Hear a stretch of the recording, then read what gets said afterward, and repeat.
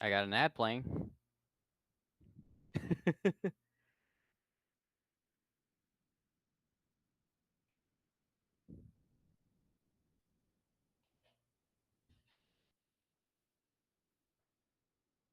Yep.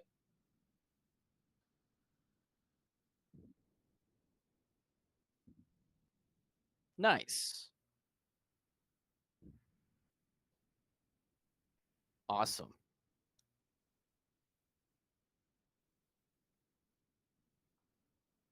Absolutely. Nope. This one I was really hoping to be like almost super casual. I know you wanted to touch on something, and that's perfectly fine because that kind of ties into the motivation for this conversation. But yeah, this one I was kind of hoping to be super casual. Yes.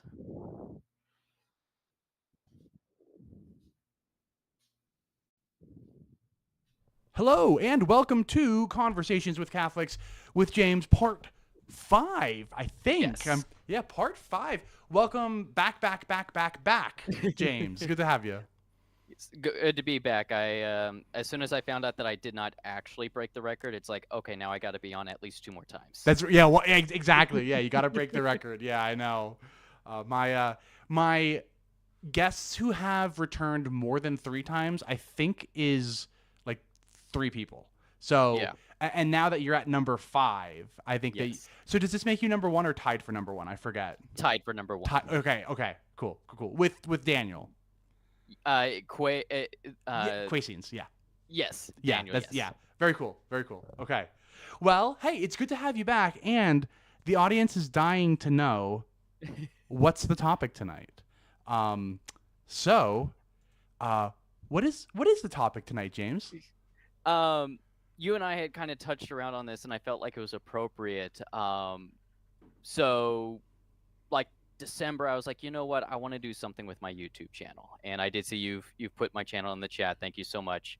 Um, and I made a video titled "Atheists You Know Less Than You Think," and the title was intentionally clickbaity.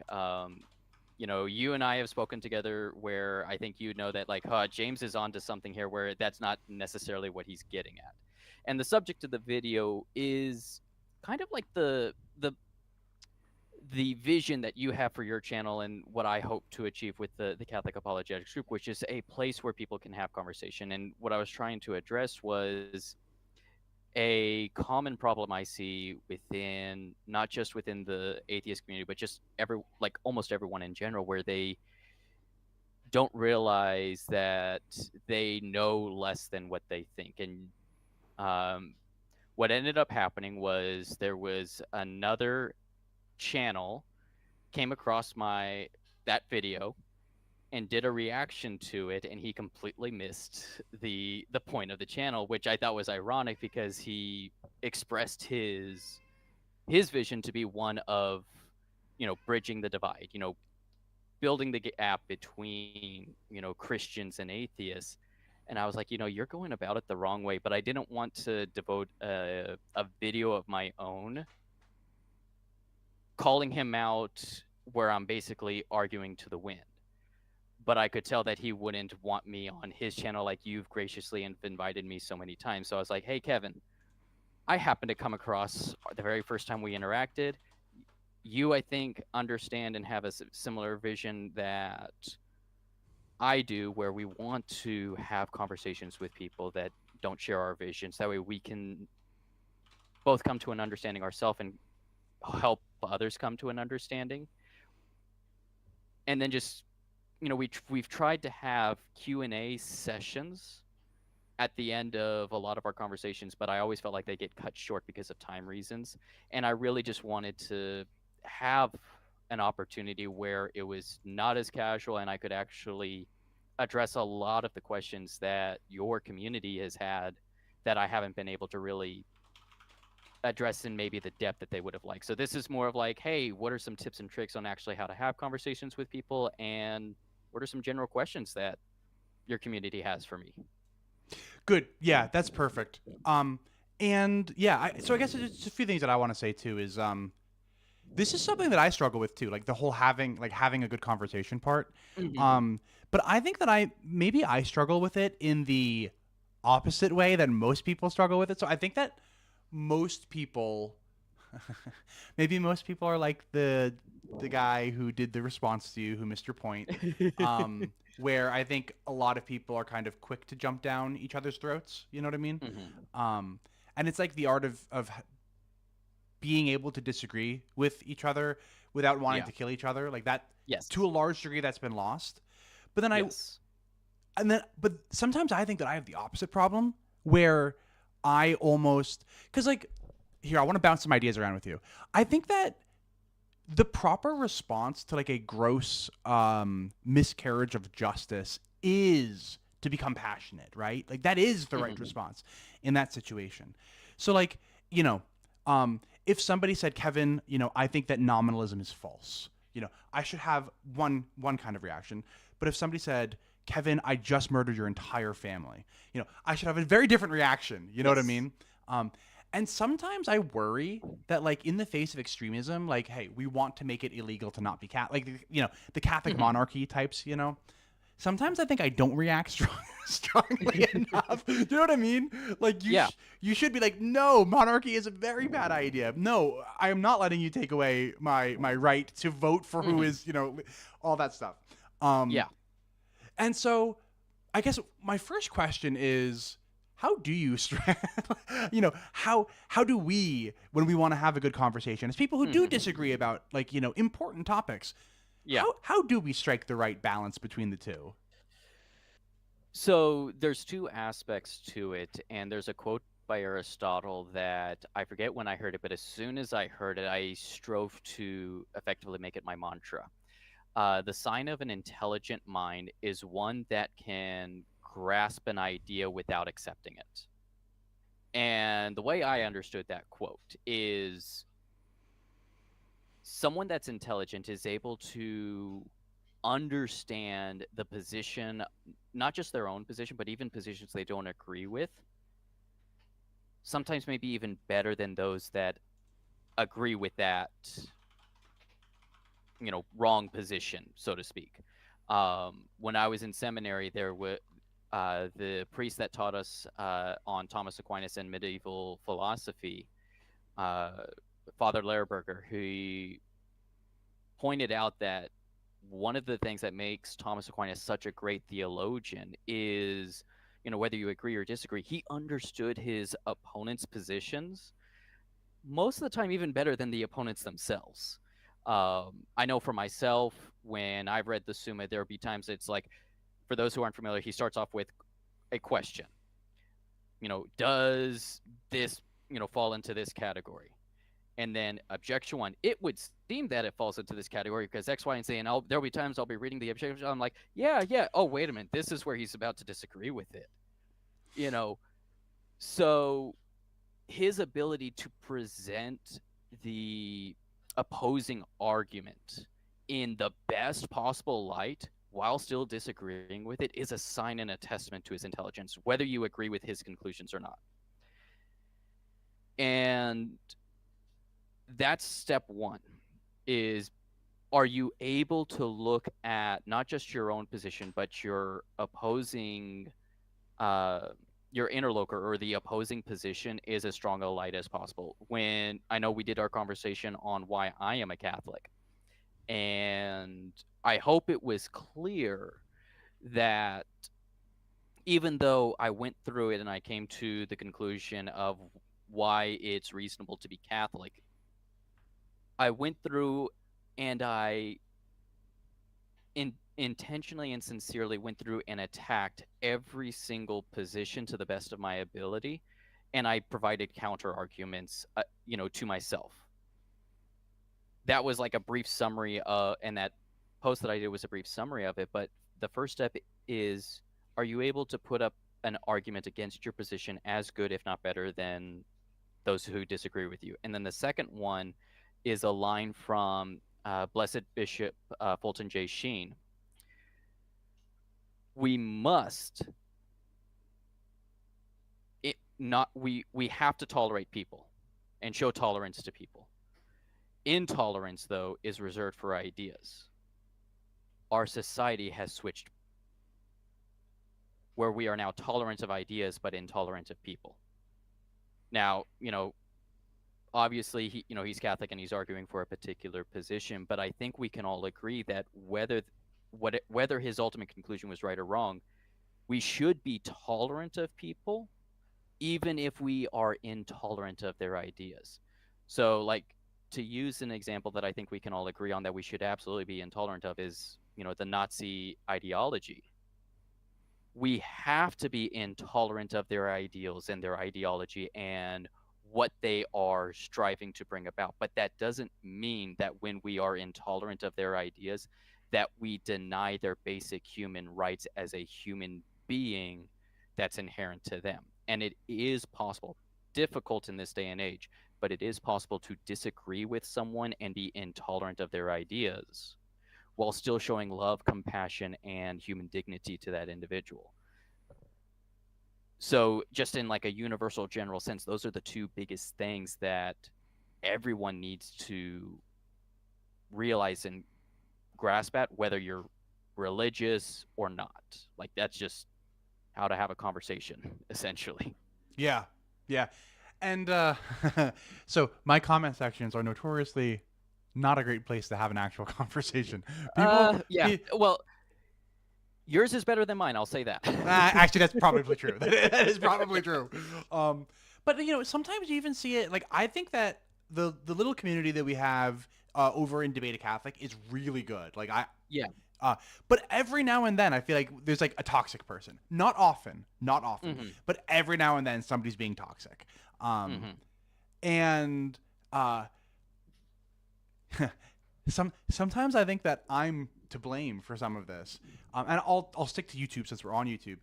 I think that sometimes I'll think, ooh, this title will get more clicks.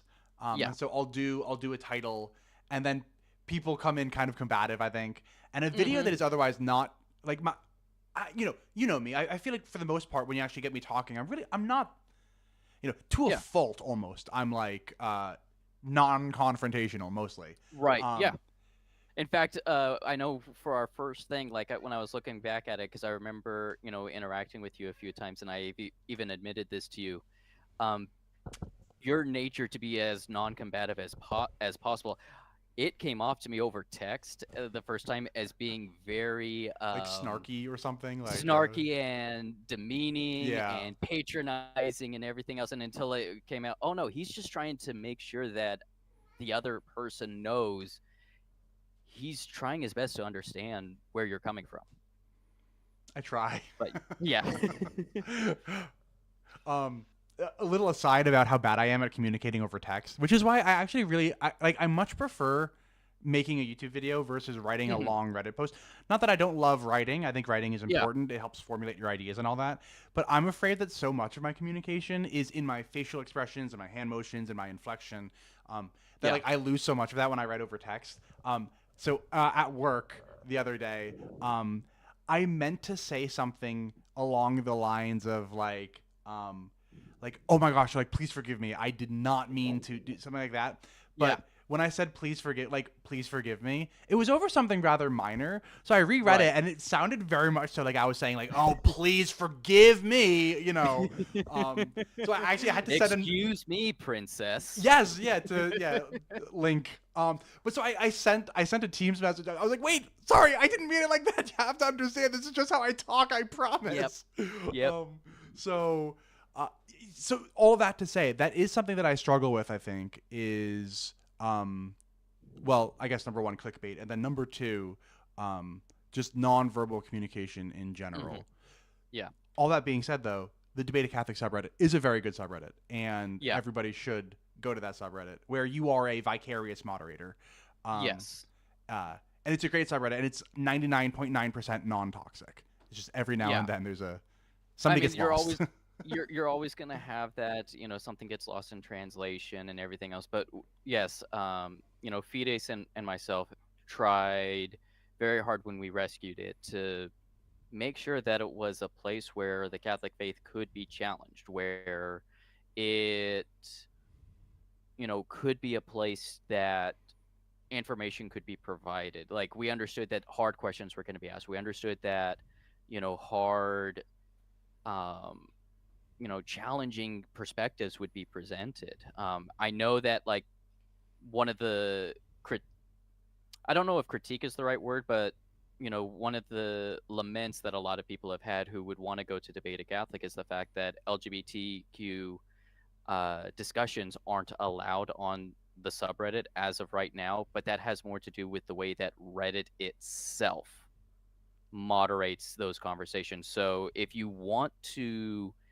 get a good perspective on it, we have a Discord as well, and we even try to push people like, hey, if you want to talk about that particular topic, join the Discord, because it's not going to look good for the subreddit if one of the moderators steps in and says, hey, this is what the church teaches, and even though we try to do it in a charitable um, perspective, in a way to help provide insight and understanding, if Reddit itself sees it and they don't like it, that moderator is just gone forever. And to avoid stirring that nest, that's why we have that soft ban, is the way that I'll put it on it. It's not that we don't want to talk about it. It's just we're trying to make sure the subreddit stays healthy. And unfortunately, that requires us to restrict that to either conversations like this, where it's over a different platform, either through video or text on Discord. But please don't take that particular rule on that subreddit to mean we don't want to talk about it. We're more than welcome to have conversations about it.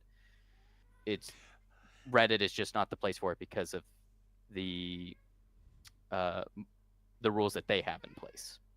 Yeah, and I mean, like, truthfully, we've had conversations on that subreddit about Yeah. teleology and stuff, which Yep. it's not, we're not breaking any of Reddit's, the terms and conditions or anything, but we're discussing the matter without, making Reddit unhappy, so Yeah. so we get around it too, Yes, so it's possible, but that's because I know for myself, I know how to say it in a way that can help get around it, yeah. but not everyone knows how to do it, and Oh, yeah, of course. we just we just Fides and I just felt like that was a necessary sacrifice, so to speak, to just help make sure that it stays as toxic free as we're trying to make it. Yeah, well, you're doing a great job. Well, thank you. I missed the subreddit while I was gone, and when you guys resurrected it, I was Yes. happy as a clam. I was You were the so first person that I notified, because I knew that was going to make you Thank so you. I happy. appreciate that. I like to think that my little essays that I've written have contributed to the subreddit. Oh yeah. And you know what I use the subreddit for, actually, is most of the time when I get like halfway done with the script, I'm Yeah. like, let me just like reformat it, make it Reddit, throw it into the subreddit, Reddit friendly. and then I wind up getting a lot of really good feedback. And sometimes I'm Yeah. like, yeah, dude, there's no real video here. Like I had a complete misunderstanding or something. And sometimes I'm like, oh, okay, so these are going to be the objections. Let me kind of, think about how I want to incorporate that into the script if I do. So I think it's a great little community there of Catholics and non-Catholics having very, very good conversations. Like I said, very rarely does it get toxic, which makes it unique in terms of corners of the internet dedicated to debate. Yes, yes, especially religious debates. Yeah. You and I have both lamented the loss of Debate and Atheist. I used to love that community, but it's gone downhill through the years, where the it's turned into an echo chamber, unfortunately. Are there still some very good users in that community? Yes, absolutely, but it's unfortunately an echo chamber. And to kind of allude to the video that I was referring to earlier, the atheists, less than you think, because I've got Catholic right next to my username, my flair on that subreddit, I'll say something where I'm critiquing a particular argument or critiquing a particular position, and I haven't made any statement about whether Catholicism is true yet or not, but that's all they want to talk about when it has no relevance to the conversation. Very much like the response video that the guy did, and it's just like, you missed the point entirely. Yeah, it's yeah. I don't hang out in Debate and Atheist. I don't think it's I it's a morbid curiosity for me at this point. That's fair. Yeah, no, that's fair. Yeah, it's not it's not conducive to having a conversation, that's for sure. By Yeah. far the best interactions that I've had have been this way, or like Hmm. face to face, well, face Yeah. to face, at least virtually. Yes. Like by far the best. And I try to make it a point in, so you know me, in DebateACatholic, I will go and go and go and go and go, and after a while, I normally offer, I'm like, hey, if you want to like talk this out, like Hmm. we can set up a phone call. We could do it Yep. live if you want. We don't have to do it live, doesn't matter. But I always offer a call. Not everybody always takes me up on it, and that's totally fine.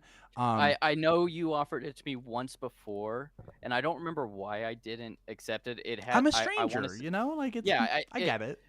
but I think at that time I was trying to be very careful about my online presence Mm. and everything else. So it was just like, I don't know if I want to go through with it. And then, almost a year ago now, you offered again, and I was like, you know what? Yes. I What got what him. helped what helped convince me was your conversation with Jimmy Aiken, where you were talking about Ah. it, and you had made a comment, and I forget what the comment was, but I'm like, that doesn't sound like something Jimmy Aiken would say. And then I looked, and um, it was on, the transubstantiation, and where the church is okay, like the church is okay with nominalism, but you can't Yes. condemn the word transubstantiation. Yeah. And in your uh, memory of it, because it had been I think about a year or so since you had filmed that, and then when you were retelling it to someone on Reddit, um, you had understood it to be where it was Catholics are permitted to denounce the term transubstantiation, and that wasn't quite what he was getting at. But you, like, in your defense, when I pointed that out, you're like, "Oh, you're right, absolutely, my bad. That wasn't my intention." And that's something that was like where really sealed the deal for me. It's like, okay, you know what? This is a guy I can have a conversation with, because as soon as he recognized his error, he quickly made amends, and that's rare. Like, Yeah, I'm really dumb, and I've like never been afraid to admit when I'm wrong, and it happens all the time. And I'm always like shocked when like I'm talking to people and like they're clearly, no, this sounds like I'm clearly right, but like yeah. I will be watching a conversation between two people and they'll be talking about, Hmm. what doesn't even matter what, but the one guy is like obviously right and the other guy's obviously wrong, and they both know it, but the guy who's wrong can't admit it. I'm always like, guy, like that's a bad look. Just be like, oh wait, shoot, no, you're right, and then like, Yeah. just fix it. Like, Yeah. And that leads to another aspect as to why it's hard to have a good conversation with someone, and something that we need to, as a society, work on to have a good conversation. And I've got a working theory. And you can let me know if you feel like this is completely wrong or not. But what I think ends up happening, and we touched on this in our very first conversation about like how my um, religious education is different from the vast majority of people, where I was allowed to ask questions about my faith. Whereas, if I remember correctly, you said in your experience, it was, here's the answer, now get back in line.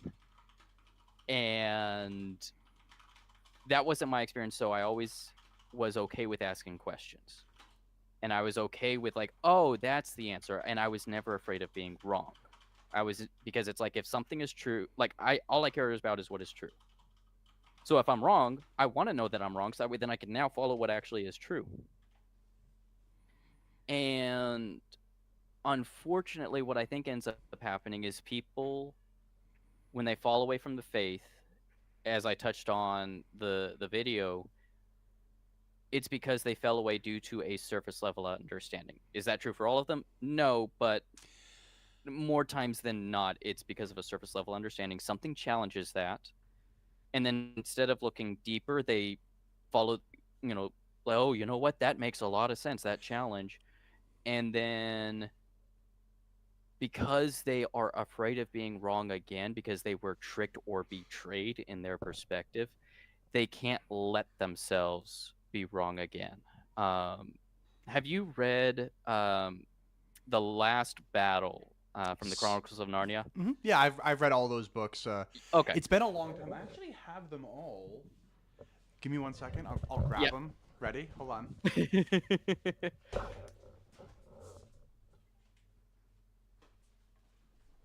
they are.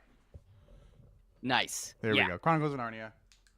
There they are. Nice. Yeah, that's the same box set I had growing up. I don't know if you heard. That's the same box set I had growing Oh, up. is it really? Yeah. Yes. I've had this thing forever, and I haven't picked them up in a long time. Yeah. But here's the last battle.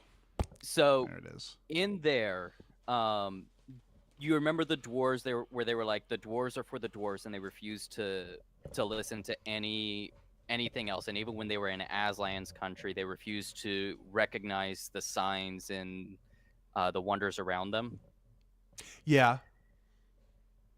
Again, not everyone, but I think a lot of people that have either a conversion or a deconversion process are so afraid of being quote unquote tricked again, they put themselves in that situation. And I was talking with some friends of mine about this podcast, and I was sharing with them one of the things that since I've gotten to know you better, had more conversations with you. Even though you're no longer Catholic, and again, I might be completely misreading it, and if I am, that's okay. But I get a sense from you that you're almost like, even though you're looking and deconstructing the Catholic faith, there's almost a desire in you of like, please let me be wrong. Yeah, I think it's like I think it's the scientist in me. Not I'm an engineer, not a Yeah, scientist, but right. it's exciting when you're wrong about something. Yeah. And you're like, please let me be wrong about this. I want to be wrong, but nothing's making sense for it to be right. So where's my error? Where's my flaw? So when people have that deconstruction process like you did, that's usually not the response they have. They have, no, I must be right and I can't be wrong. Whereas for you, it's the opposite. So for you, you have just, again, like you and I felt like had very similar stories growing up. Like, we both grew up reading the saints, grew up with a great love for the faith and everything else. And for C.S. Lewis. And yes. And part of that was a great love for truth. And nowadays, I think people have more of a desire to be right than a desire for truth. And that is an important but subtle distinction. So I agree. And I think that Ray and I were kind of on the same wavelength here. So let me yes and you, okay? Yes. So yes, you're right. And I think that almost everybody is like this across the board. So like you brought up something earlier, you said like a lot of people only have a surface level understanding and then they wind up leaving the faith. And that's undoubtedly true. Yeah. But I also think that a lot of people with surface level understandings stay in the faith because like it's comfortable. Oh, yeah. So I just think that there's a lot of people with surface level understandings. Oh, yeah. No, you know what I mean? Like, one of my biggest complaints about the faith, like if you want to ask me, hey James, what is your biggest complaint about the faith? It is the level of education that is provided at the local church community, where the so like I went through it was in my community, it was called continuing Christian education, or CCE. But I also went through understanding or learning the Catholic faith as part of the homeschool curriculum my mom had us enrolled in. And I noticed around the 4th grade, I started to go deeper into the faith, whereas at church, it was the same thing year over year. So there wasn't a deeper at the 4th grade level. And unfortunately, I feel like that's true across not just Catholicism, but like everything essentially within Christianity, especially.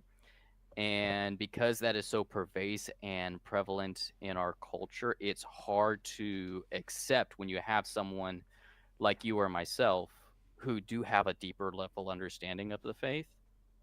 And it's like, wait a minute, that doesn't, like we mentioned in the very first conversation we had, that doesn't match with what I had. So how can that be true? Because are you saying I've accepted two lies now, essentially, and that's hard to accept, I think, for a lot of people. No, I agree. Um, I want to pull up a question from Brother Andrew before we get too far away from it. Ooh, Yeah. let me see if I can fix this real quick. Sorry. I see his comments getting cut off. 1 second. I actually don't know why it's like that. I've got it pulled up here on my phone as well, so I see it as well. Okay. So yeah, Brother Andrew's question is just, is this surface level understanding the same for those who leave the church, even for even groups like the SSPX? And Yeah. Explain. We're backtracking a little bit, so maybe explain the context or something for. Yeah, so the surface level understanding that I'm referring to has more to do with like biblical stories, theology, and what I feel like a lot of people who leave the like the Roman Rite for the SSPX or the FSSP or other or the Orthodox faith or anything, things like that. Surface level understanding does play a part in that, but it's differently than those who just upright leave it. I know when we were doing the deconstruction of why you're no longer Catholic, we touched on the outside of the church there is no salvation, and whether that the church changed its teaching, because that's the surface level understanding of that phrase is, well, of course one must be Catholic in order to be a to be saved. And that when I did my write-up on it after our conversation on why that wasn't the case, someone pointed out that the church actually had condemned that heresy that was prevalent called Fenianism, named after the person that was excommunicated for holding that no one must be Catholic in order to be saved. And so what I think ends up happening is, like, to use the SSPX as a specific example, is they saw people using Vatican II to justify abuses. When I was in seminary, there was a saying: if someone says we're doing this in the spirit of Vatican II, that is a clear sign they've never read Vatican II. And I have yet to be proven wrong on that. And so the SSPX was responding to something that was right. A series of abuses done under the name of, done unjustly. And to quote Chesterton, the revolutionist is always right about what is wrong. He is usually wrong about what is right. So for the SSPX as the example, they're right. Like, there were abuses done in the name of Vatican II, and they needed to be stopped. But not through the route that they went. So surface level understanding, kind of, but more of the revolutionists. If you ask, the SSPX or the FSSP, like, was Martin Luther right with it to critique the priests who were abusing the indulgences? Absolutely he was. Was he right about how to fix the solution? No. Go ahead. Let me try to steelman the SSPX a little bit here, just for fun. So, because I can imagine, like, an SSPX style Catholic saying, surface level, just compare the average catechesis of a Novus Ordo Catholic to a SSPX Catholic, right? This SSPX, quiz me, go ahead, ask me how many saints I can name, ask me how many popes I can name, compare that to, like, pick it, so they might say something like that, be like, surface level, absolutely not. So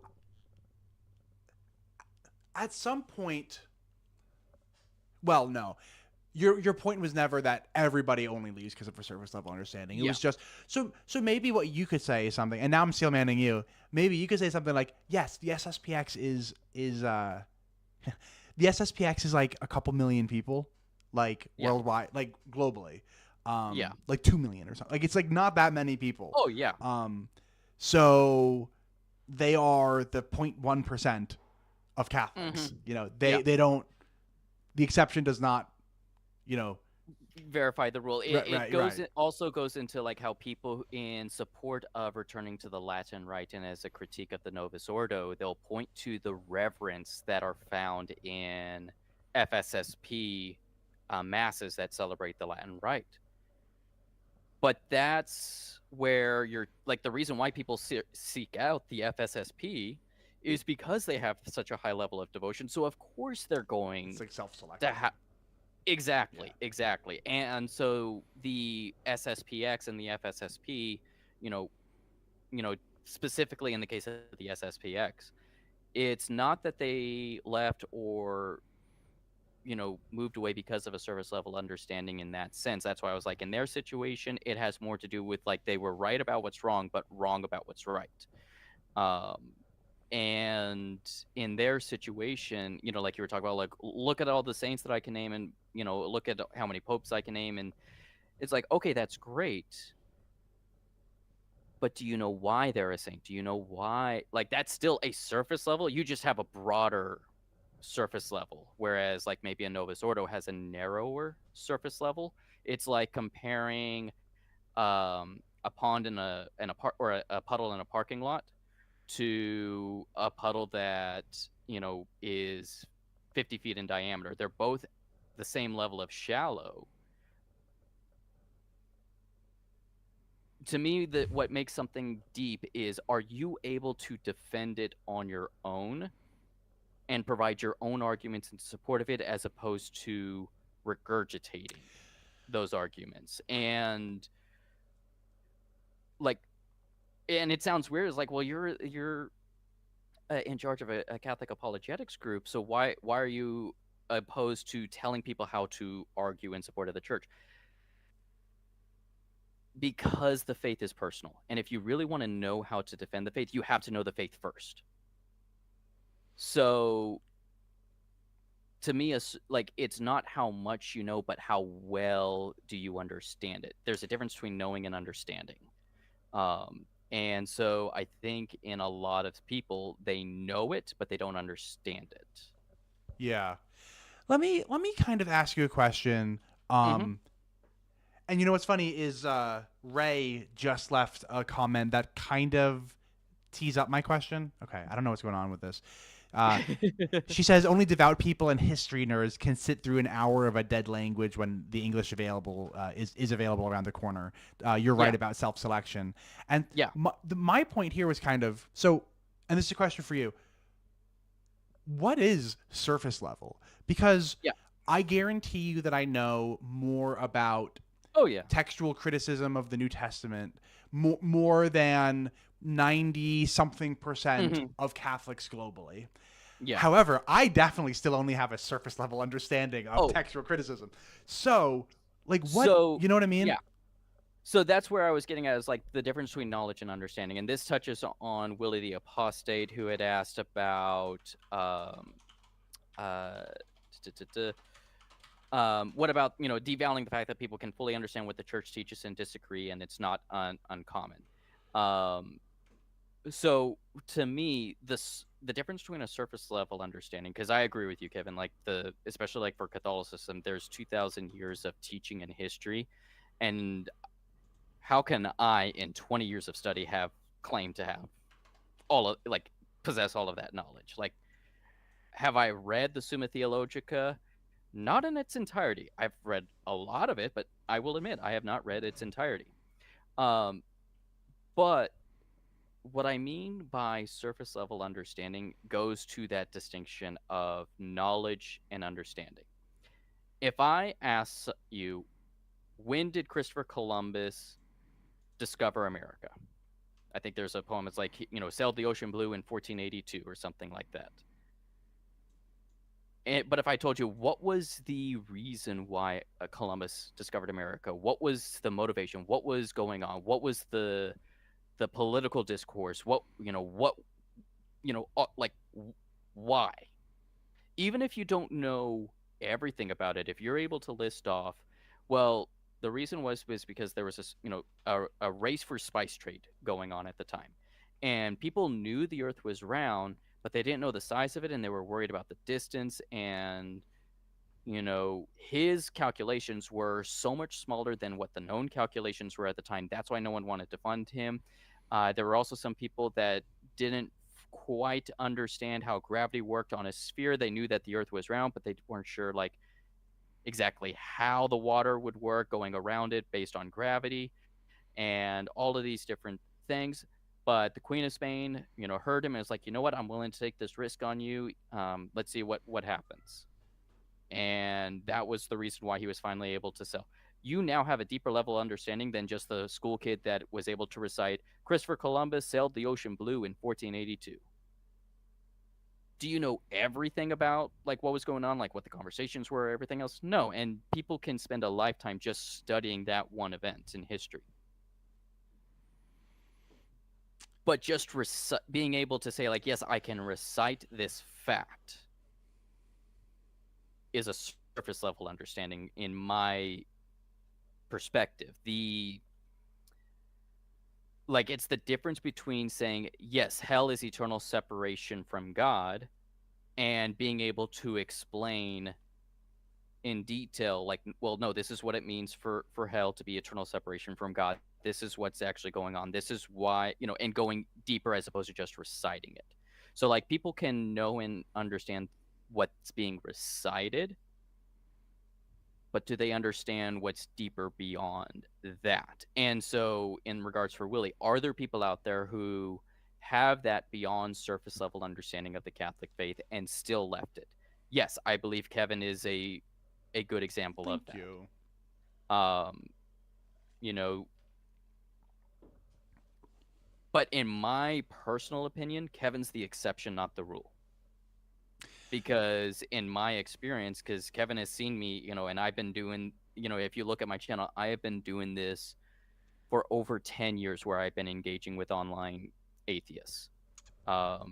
And it started off on iFunny, for those of you that still know of that app.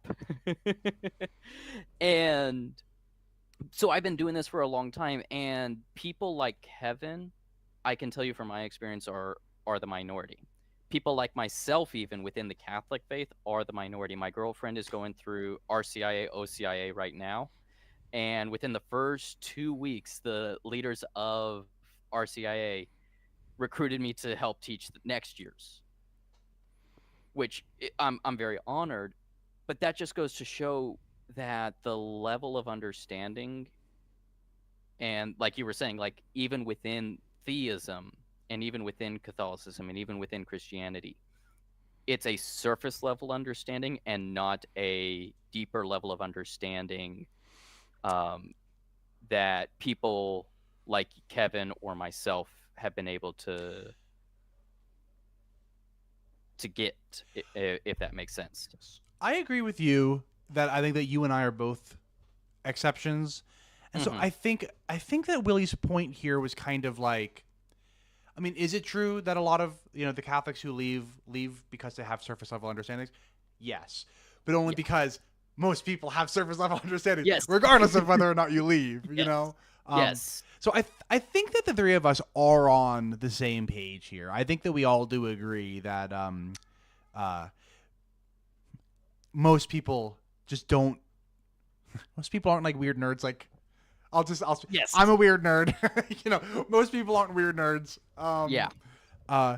I've got something for you though, and I'll share something with you that I find a little bit. This nothing that you've ever done. But I forget who the quote comes from. It might be Blessed Archbishop Fulton Sheen, or is he canonized now? I forget. No, he's unfortunately, there's still. Is it politics? Is it church politics? It's politics. Okay. It's church Regardless, politics. it might be Fulton Sheen who said that nobody has left the church. It's many have left the church. Yeah. So the quote is, there are not 100 people that hate the Catholic Church, but there are thousands that hate what they think the Catholic Church is. There it is. Okay, and maybe I'm actually more okay with it for the word hate. But I think I've heard people misquote Archbishop Fulton Sheen and say something like, Nobody has ever left the church for what the church is, but thousands have left the church for what they think the church is, or something like that. And yeah, that's not Yeah, what and he's and I mean, if that's not the quote, then that's not the quote. yeah. But people have expressed that to me before, especially when people don't know me. Because I think if you get to know me, you realize that I do take this stuff seriously. Oh yeah. But I think that a lot of people, especially, and I shouldn't do this, but every now and then on the Catholic subreddit, they'll say something about like, I have an ex-Catholic son, and should I do this? And like sometimes I'll chime in, I'll be like, I'm ex-Catholic, I am the son in this situation. Yeah. And here's what I would receive well, and here's what I would not receive well. Yeah. And I probably shouldn't do that because that's not a subreddit for me. I'm trying to be helpful when I do it. On I to me I love that, because you are recognizing, hey, I see your concern and I understand where you're coming from as a concerned parent. As someone who is in the state your son is, this is what might have helped me. Yeah, that is what I'm trying to do. But Yeah. every time I do that, I have a million people responding to me, telling me not only that I should come home to Rome and all that, but they'll also start asking me like, Yeah. "Well, why did you leave?" Like, clear. Yeah. I don't think that you've understood. And like, it's always such a struggle for me to be like, "Okay, guys, like, I promise you that I have thought about this for more than 5 minutes. I swear to you, I really Yeah. have." What I always find funny, like my experience of that is I'll be talking with someone. I think the funniest thing was on the Change My Views subreddit, someone was talking about how they were a Catholic and how they grew up and they know the faith and everything else. And one of their claims to how they knew it is that they had received 4 of the 7 sacraments. Well, let's you and I walk through it. Baptism, Eucharist, and confirmation. confirmation. Yep. So he was 11 years. I was 11 when I got confirmed. So was he 11 when he left the church? Way to go, buddy. Yeah, I mean, he said he had like studied in a Jesuit school, and I'm like, ooh, if only you knew how the Catholic faith feels about Jesuit education. But 4 out of 7, like that sounds impressive, right? But like you and I just did, like you get that when by the time you're 11 in most cases, and so that just leaves anointing of the sick, which you don't really get until you're like in danger of dying, and then marriage and priesthood. So good for you. You're like 99% of Catholics. Yeah. But he tried to put it off as like this is evidence that I really know my faith. And I made a comment to some of the other Catholics on the Discord that I'll have people who will come up and try to say, yeah, I know the Catholic faith because of blah blah blah blah blah. And that's when I'll drop my tenure, which is, I've studied the faith for over 20 years. I was actually in seminary for 2.5 years. And so, why should I expect that you know more than me if you're trying to bring tenure into this? I've yet to meet someone who has left the faith that has more tenure than me. Now, I don't do that to boast about my knowledge, because that's not the point. The point is that so many people will try to bring their tenure in as evidence to why they should be listened to. And it's like, amount of time is irrelevant. How deep was it? Are you able to explain the difference between single predestination and double predestination? Now, I think I can do a pretty good job, but I still know that that's hard. And the number of sacraments you've received definitely has nothing to do with it, because there are definitely Protestants who've never even attended a Catholic church. So maybe their baptism was valid, but that's it. So they have maybe one sacrament, and they definitely know more about Catholicism than plenty of people who've received 4 sacraments. Yeah. Can I? Ray actually came up with a response. I just saw it about to those with faith, no evidence is necessary. To those without faith, no evidence is sufficient. I actually love it. I do agree that yes, unfortunately, it's used incorrectly, because that quote actually came from Thomas Aquinas, and it was a quote that for those that are familiar with Thomas Aquinas, like, why on earth, like, would he, like, the guy that went through and tried to provide evidence or reason or proofs of everything of the Catholic faith, why would he say it? It was almost like a pre-argument to the heresy of modernism, which tried to argue that we can come to reason and knowledge of everything that was, provided through revelation. And what he was actually trying to get at with that quote is, which also helps me in my ability to have conversations with people, is I can provide the evidence, but if they don't have faith, they're not going to accept it. But I'll still have a conversation with you because I don't know if you have faith or not. And I don't know if a word that I say will finally open you up to the grace of God that is faith. That's my perspective on it, at least. So it's less of, hey, don't talk to people because it's pointless, but rather don't put the stress of bringing the faith to them on yourself, because evidence isn't what brings about faith. Faith is what brings about acceptance. We had a retreat yesterday for my girlfriend's RCIA, and they read the parable of the sower of the seeds. And one of the insights that I've had is our job when we are talking about the faith is to be like the sower and just spread the seed and not care where it lands. It's not my job to change the soil. It's not my job to force faith onto you.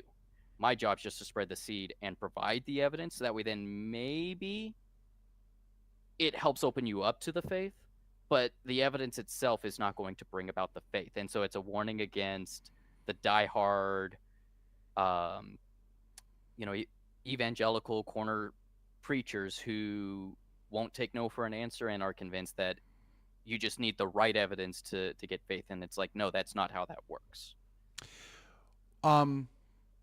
Before we move, so two things about this. Yeah. Real quick, I pulled up the part of the Summa where this is like a very, so the to those with faith no evidence is necessary, to those without no evidence. That's a very loose paraphrase of the Summa, the second part of the second part, question 1, article 5, reply to objection 1, which reads like, unbelievers are in ignorance of things that are of faith, for neither do they see or know them in themselves, nor do they know them to be credible. To faithful, on the other hand, know them not as by demonstration, but by the light of faith, which makes them see that they ought to believe them, as stated above. Yeah, and to use an example of this for people who want to see it, like Kevin and I, in the conversation about why I'm Catholic, we had a conversation about the evidence of like the Jewish people believed in that God's name was Yahweh, I am who am. And to me, that was anachronistic evidence, a phrase or statement that was outside of time. Kevin, who hasn't quite yet made the step, like he's accepted that maybe there's like a first cause, like non-personal thing, if I'm remembering our conversation correctly. Yeah, like I'm open to it, Yeah. But the fact that this thing would interact with people and talk with people and have conversations with them, I'm not convinced of that yet. So there's got to be another reason for why the Jewish people came up with that name, came up with that story. Whereas for me, because I have accepted that it is possible for this being to have those interactions, because of the light of faith, I see a reason why I ought to believe it. Kevin, who doesn't have that gift of faith, and I'm not trying to, I hope you're not taking offense by that. No, not at all. Yeah. Who doesn't have that gift of faith doesn't see why he should accept that conclusion. And that's fine. Like, I can argue until I'm blue in the face as to why Kevin would need to accept that, but until he has that gift of faith, the light of reason as to why he would need to accept that conclusion is not going to be there, because there's other possible explanations for that won't be there until that, for him, are just as valid as my position, if not more so. And how would you respond to, Pick and Choose here says that the the Aquinas paraphrase of so to and I think it's particularly the second part, to those with faith no explanation is needed. Yeah, that's a thought terminating cliche, and I think I do agree with that it is a thought terminating cliche. I mean, I like the way Ray put it about where it's a final comment, and instead of confronting the argument, they just throw that quote out there and leave to have the hollow victory. So in that sense, yes, it is a thought terminating cliche, because it's, as she puts it, it's anti-intellectual. It absolutely is, and I hate it when people do that.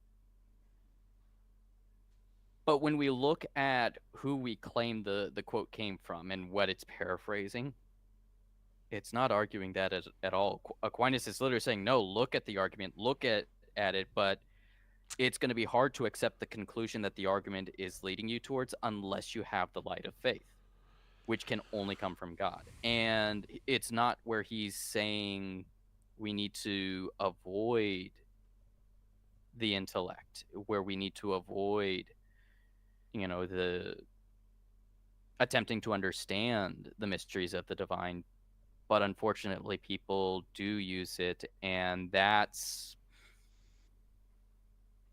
part of the justification, I think, in a lot of cases for that shallow understanding. It's like, oh, well, it's not necessary. I mean, you're right, it's not necessary, but it's fruitful. One of the best explanation or best analogies I've ever heard of the Catholic faith is the Catholic faith is like a puddle that a child can play in, but yet it's deep enough to drown an elephant. Because you only need within Catholicism the surface level of understanding, like we just went over the Nicene Creed, and like we were talking, like technically speaking, to be considered Catholic, you just need to profess the Nicene Creed, believe it fully, and be baptized, and you're technically Catholic. Like if you're following the Nicene Creed, like a lot of other stuff's going to come in, but as far as like what you're able to understand, all you really need to understand is the Nicene Creed, and you'll be okay. But that is surface level of surface level. Yeah, and I have family members like my mom wouldn't mind if I said this. My mom used to say to me a lot, like when I was asking questions and stuff like that, she'd be like, "Kevin, like I have a simple faith, Mhm. you know," and so Yeah. she won't watch this. She didn't care to like like if I ever brought up anything about Hmm. like any kind of philosophy or history, she'd be like, "I don't care, Kevin. Like, Yeah. leave me alone," kind of. Um, Yeah. and I do have a there is something that upsets me about that. In as much as, okay, then you better not be using your religion as a tool to restrict the rights of Hmm. others. Because if you don't Hmm. even understand your own religion, then like if I ask you like are you in favor of legalizing gay marriage? Because this would have been before gay marriage was legalized and all that. Yeah. She would have said no, and if I asked her why, she'd be like, "Well, it's against my religion." I would have been like, But why? "Okay, then you really need to know more about this." Yeah. So that Yeah. bothers me And because then religion just becomes like a bludgeon. It's yes. I'm going to use this to take rights away from you, but I'm not going to actually invest any thought or effort into it, and And that is what bothers me. yeah. And I want to touch on Pick and Choose's statement about to those without faith that you got pulled up And before this is I a go fair into. point too, because I Yeah. said that I think it's the second part that's worse. To pick and choose is like, wait, hold on, the first Yeah. part's not great either, and I'm like, Yeah. good point. So yeah, go Yeah. ahead. So in regards to like with the some faith, and that's why it's like, even though I love the quote, because I like the paraphrased quote, so to speak. Like even though I love it, I think it's because I have such a different approach to the faith and a different understanding of the faith, that I'm able to see like what I like a common paraphrase of a quote by Pope Benedict the 16th was, the world promises you comfort, but you weren't promised comfort. You were made for greatness. Um, and I forget what the actual quote is, but it had to do with like, you know, your heart was, God is going to stretch your heart. Like your heart was made for God, is effectively what he was getting at. And there was a guy that was like critiquing the original, the paraphrased quote, and he had good valid points as to why it wasn't a good quote. But I still love that quote because I understood that, like, if God is greatness, like him saying we were made for greatness is still him saying we're made for God. And but yes, as far as like the shutting down of like, well, you had some faith, and I know how frustrating it is when it feels like, hey, there should be an answer out there. I want to say it was Saint Teresa of Lisieux who talks about the dark night of the soul, and every Catholic to some extent, and every believer, I should say, goes through that in some shape or form. And it's that's something that I'm still looking into struggling within my faith. So I'm not going to be able to provide an adequate answer, I feel, on that topic. But I want you, like, I want to address, like, picking, like, for as little as it might mean from this stranger on the internet who's, of a faith that you're no longer a part of, like, your feelings are valid. Like, your frustrations are valid. And your desire to have that connection and that growth, like, yeah, no, absolutely. Like what you've got up there is absolutely correct. Like, that's not true. Like I mentioned before with Kevin, like, I feel in the conversations I've had with Kevin where it's like, no, I want this to be true, but I just can't, like, there's something blocking me from accepting that and I don't know what it is. Please someone help me figure out what that is. And not that, like, I'm saying that this is all a cry for help for Kevin, because I think he's doing a fantastic job for what he's doing, but that's the like, that desire to learn more, like, as long as you have that, I personally believe there's still hope. As long as there's that desire, that longing for truth, there's still hope. And that's really all I care about, is, like, if you are like, I was having a conversation with Fides on, how it's so interesting that the church is perfectly fine with almost two contradictory statements, where I am a personal believer of Bishop Barron's position on the hope for an empty hell, whereas he is more of the traditional understanding of the fewness of the saved. But both are perfectly fine and perfectly accepted within Catholicism. There are certain dangers with both positions that we need to be aware of. But that's one of the beauties to me of the faith, is that, contrary to what a lot of people might say, we don't claim to have all the answers. There's still things that are left up to the individual to discern. I think at this point it might make sense for us to almost backtrack a little bit. And James asked, Yeah. can you define the light of faith? And I think that's a good question, especially Yeah. in light of the Aquinas quote. Mm-hmm. So, well, I guess, does he say the light of, yeah. So, according to Aquinas, the light Mm-hmm. of faith makes the faithful Yeah. believe what they ought to believe. Contrary So, to what a lot of people think, Thomas Aquinas loves to use poetic language. Is he very structured and strict in it? Yes, absolutely. But he loves to use poetic language. One of my favorite stories is, he once said, trying to understand the pains of hell by looking at a fire pit is like looking at a painting trying to understand a campfire. I don't know about you, that's pretty poetic, but it also drives the point home. And I guess that's where, whether for good or for bad, my love of using analogies to try to describe the the deep truths of the faith. But here, what he's talking about is, like, Aristotle, Aquinas, and the philosophical and even the medical understanding of his time was, and I learned this reading Dante's Divine Comedy. The Inferno is a fun read when you really understand, like, the context behind it. all the But, politics and like, stuff. not just the politics, but just, like, the history and the way that people wrote in those times, especially for poetry. But, like, as an example, I forget who it is, but he's describing an individual in hell who's got his head and light beams are coming from his eyes. And that was the understanding of how sight worked in the time period of Dante. I want to say it was also for Aquinas, but the understanding there was that there were, like, these invisible light rays that would come from your eyes, and that's how you were able to see, like, almost like flashlights, so to speak. The symbolism as to why that individual was in hell was because he was so proud of himself and his ability to see that he was forcing his light to outshine everything and not letting the light of God enter his eyes. So when Aquinas is talking about the light of faith, I almost want to say it's the same thought process there, where we can't use like the light. Do we have reason, and does it illuminate the unknown for us? Yes, absolutely. But if we try to use it and not let the light of faith, the light of God, yeah, Yeah, it kind of the is.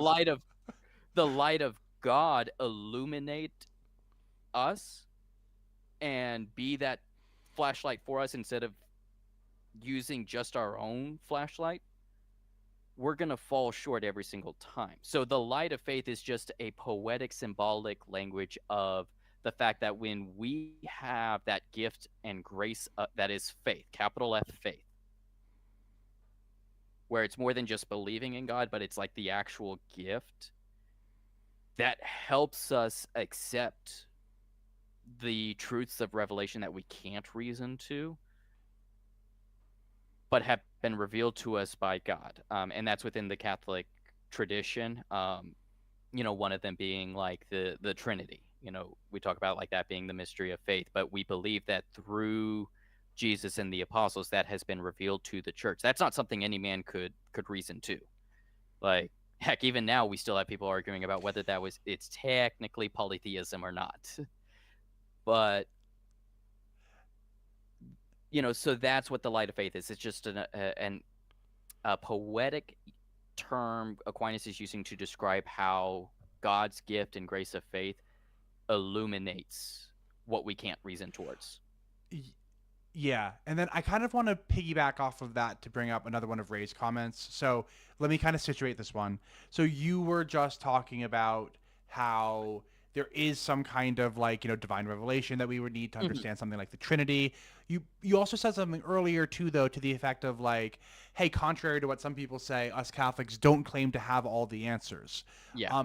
Ray said something earlier where she said, I think that there's more to it than just that. She said you need I to saw believe. that was in regards for the believing the Nicene Creed. Oh, sure, sure. Yeah. Maybe I'm gonna reformat. I'm gonna borrow from Ray then. Because I'll share with you one of my like. So I hear, yeah, we don't claim to Mhm. have all the answers, and I'm like, hallelujah, that's great, that's awesome. Yeah. Neither do I. I don't claim to have hardly any answers.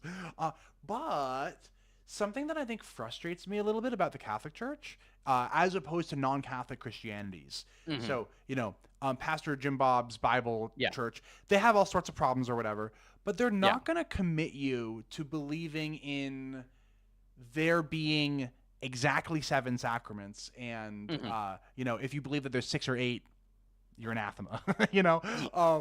Or and I could have picked on anything, right? Like Yeah. the various Marian dogmas, Right. whatever you want. And that to me is almost like the opposite of. Yeah.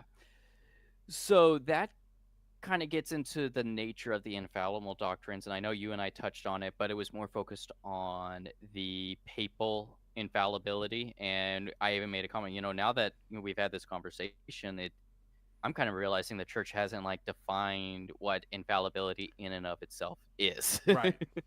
um, but I'm actually doing research and looking into a question that a frustration you've often expressed to me about, like, how do we know what requires intellect of the will? What does it mean for intellect of the will, or submission of the intellect?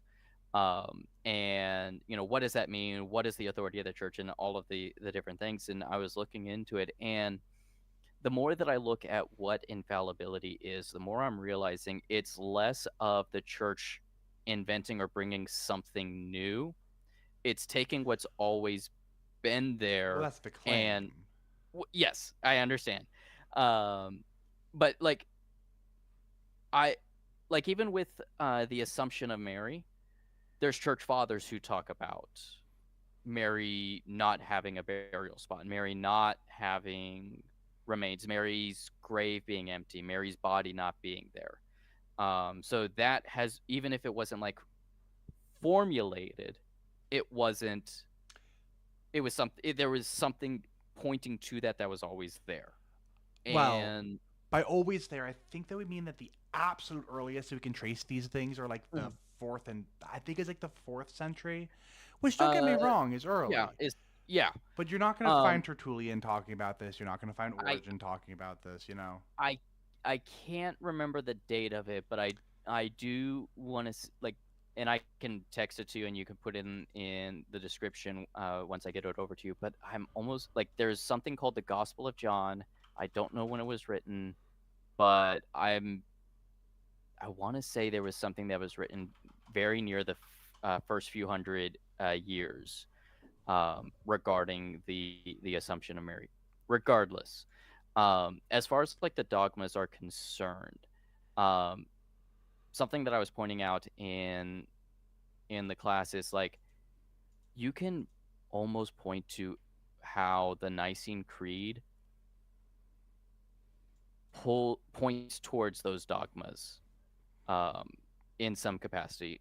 I might need to do a stretch for the Marian ones, but like almost every other dogma that's out there about that is required for a Catholic to believe, you know, um, I believe in Jesus Christ, who is, begotten, not made, consubstantial with the Father, was conceived by the Holy Spirit, born of the Virgin Mary, and became man, and all of that. And it goes through like in a super abridged version of his life history. So what you are professing there is the life and ministry of Jesus Christ, that you believe in the life and ministry of Jesus Christ. So I probably could have been more clear that like you can not that like just the Nicene Creed as is written is what's required, but the message of the Nicene Creed is what's required, if that makes sense, where it's um the but yeah, where you can find the dogmas almost contained within it, or at least the creed points to it, even if it's not explicitly mentioned.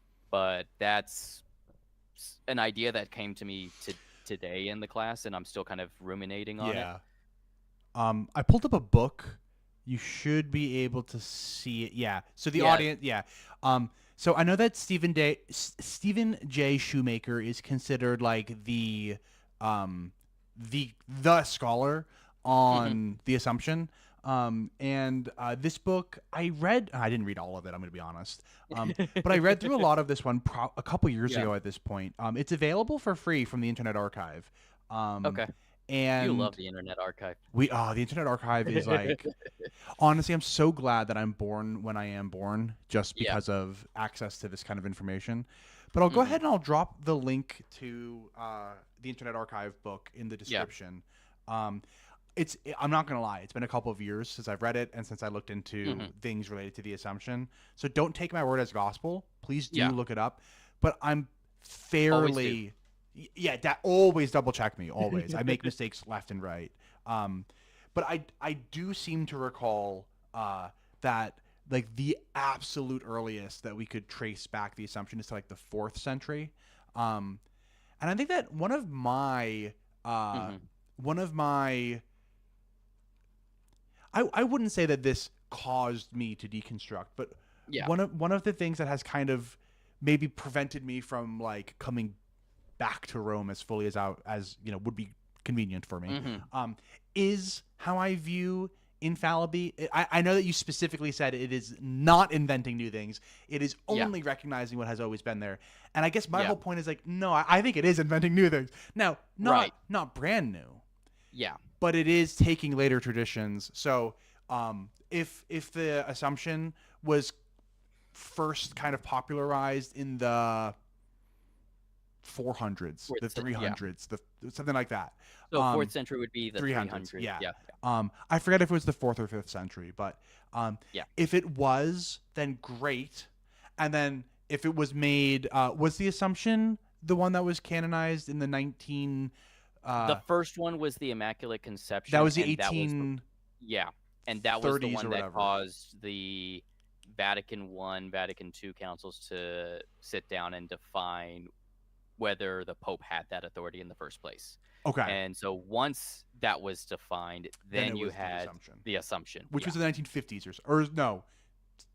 Wait, wasn't the Assumption pre-Vatican II? Doesn't matter. I want to say it was the Immaculate Conception. Oh, you might be right. That's the one that's causing the turmoil right now with our Orthodox brothers and sisters. Yeah. Like, regardless, they have let's just say that it's the 19th century just for fun. Yeah. That still means that we're going from like the 4th to the 19th century, and that's a long time. Yeah. But that's not the 1st century, and Right. I guess that's my point. And same thing with something like, so I'm in the middle of a deep dive on marriage, Mm-hmm. and I'm pretty firmly convinced that the idea of there only being 7 sacraments, of which Yeah. marriage is one, is not apostolic. Like, that is something that is just not present in the 1st Mm-hmm. century, the 2nd, the 3rd, the 4th, the 5th. It, I will say that in the 5th century it starts becoming a thing, but Yeah. it starts. It's not. Yeah. It's not like cemented until like the 11th. Right. And so I do view the Council of Trent in the 16th century as solidifying something from the 11th century, Right. but notably not from the 1st. Yes. That's Yes. kind of my main concern. Mm-hmm. And No, can you and- can you see that? Can you see that as Oh, like a concern? Absolutely. Yeah, and no, and that's valid. And to kind of go back on the subject that we were talking about, like, and I like someone can have a valid position and still be wrong, and I think a lot of people don't understand that. So yeah, no, like what you're saying is a valid concern. It's a valid critique, and I think unfortunately for you, it's not being shouted loud enough for the church to hear yet, for them to sit down in a council and answer that concern. Yeah. If that makes sense. Like, as soon as like you and I were talking, I was like, oh, wait a minute, the church has yet to actually define infallibility qua infallibility. Like, they just said, yeah, no, this infallibility thing, yeah, the Pope's got it because of blah, blah, blah, blah, blah, blah. And you can see why they would think that and understand that. But I'm like, hold on. They haven't defined infallibility itself. And I literally had that revelation as you and I were having that conversation, which is why I love our conversations. Me too. Me too. There's always, I feel like I always leave our conversations with like 10 different ideas for like, oh man, I need to look into that more. I need to look into that more. I need to look into that more. Yeah. And even just now, Ray is saying that she thinks that there were church fathers who said we don't know what happened to Mary. Yeah. And so I want to look into that more. Yeah. Um, And that's what most of it is it's like, yeah, like we know where she was supposed to be buried, but we don't know what happened. So, and that's what goes into like the whole thing of like, was the Immaculate Conception, to use instead of the Assumption, the Immaculate Conception, because that one I know a little bit more. The Church Fathers talk about Mary never sinning, and and going through and talking about that. But what does it mean for someone to have never sinned? To never experience sin. That So even though the Immaculate Conception wasn't formally defined by the Church Fathers, you had the Church Fathers kind of talking nebulously about this idea in a way that would be unidentifiable with the Immaculate Conception as we understand it today. But that'd be kind of like pointing to the philosophers that preceded Aristotle and Plato, who had this nebulous idea of atoms. But at the same time, those ideas of atoms wouldn't be not how we understand atoms to this day. Like, they had this idea of like these little particles of matter that make everything up, but they didn't describe it the way we describe particles and atoms and things like that. But they had this vague idea of that. And for the church, in my understanding, sometimes that's enough. Whether you want to call that inventing something or not, like, that's up for discussion. Hey, we've got Gideon, the Byzantine Scotus himself, in the audience, and he's saying, regarding the Immaculate Conception, the Church lets theologians freely debate it for centuries. Yep. It was only made dogma once almost all the theologians agreed on it. One of my favorite incorrect factoids is people say, "Oh, Thomas Aquinas denounced the Immaculate Conception," and it's like, not quite. He understood souls very differently from the way that we understand it now. He believed that it was called the active and passive conception. Active conception is sperm and egg. Passive conception is soul and body. And for him, he believed that men had their soul infused in them earlier than women. I think it was like 30 days for men and 60 days for women, or something like that. But because Mary didn't have a soul during that time period, she didn't have God's grace at the moment of her active conception. But during her passive conception, oh yeah, she was full of God's grace from her passive conception onward. So he had a different idea of the Immaculate Conception, but he, but yes, absolutely. Like theologians argued about it, and the church finally just, the Pope at the time came up and said, "All right, I am tired of all of this like to put a fun spin on it. I am tired of all of this arguing. This is what the Immaculate Conception is. This is the answer. We're done arguing."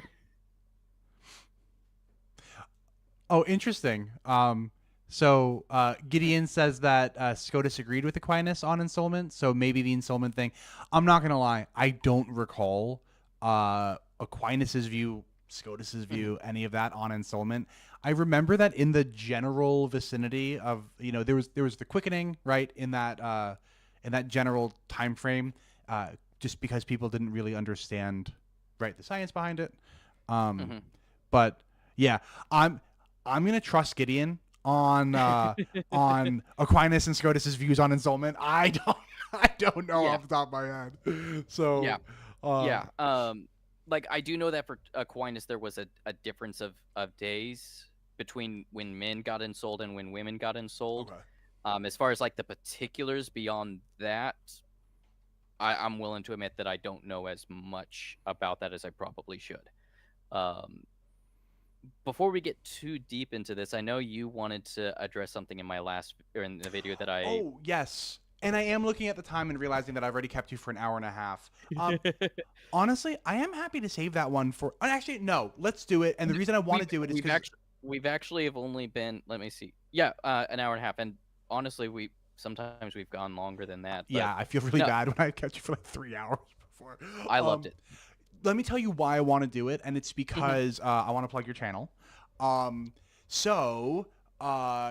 James has a channel. You've had it for a while, but you recently renamed it to the Catholic Thinker, right? Yeah. Okay.